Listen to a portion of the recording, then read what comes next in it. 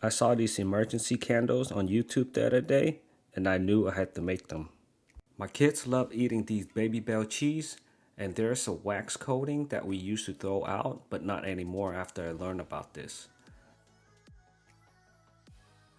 Remove the wax coating and set it aside. Next, take a strip of newspaper and roll it into a tight roll to use as the wick. Now put the wick in and roll the wax coating until you have something that resembles the candle. Light it up, and that works great as our first emergency candle. Next, we all have our half-used butter in the fridge somewhere, and these guys makes great emergency candles. You don't need much, all you need is a little square like this. Use a small screwdriver and poke a hole into the butter like this. Then find a small cotton string and push it into the middle. This will act as a wick.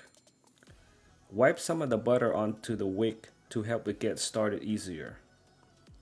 Use a container if you have one because the butter will melt and it will pull around the candle as it lights.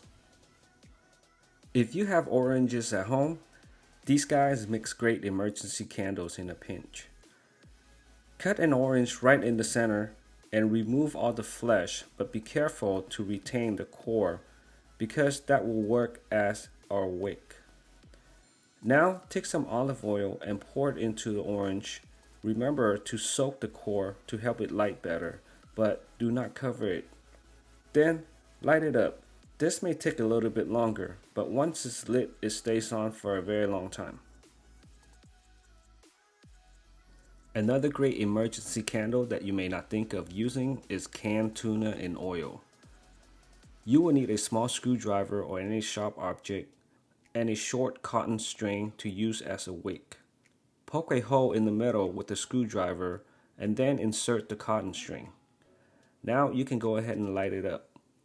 The great thing about this is that it doesn't really smell, and also it warms up the tuna so you can eat it afterwards. And finally, the simplest of all emergency candles is to use crayons. Use tape to hold it standing up so it doesn't tip over. Then light it up. This could take a little while, but once it gets started, it will burn very well. Just make sure you're doing this outdoor because crayons could give off toxic fumes. And there you are.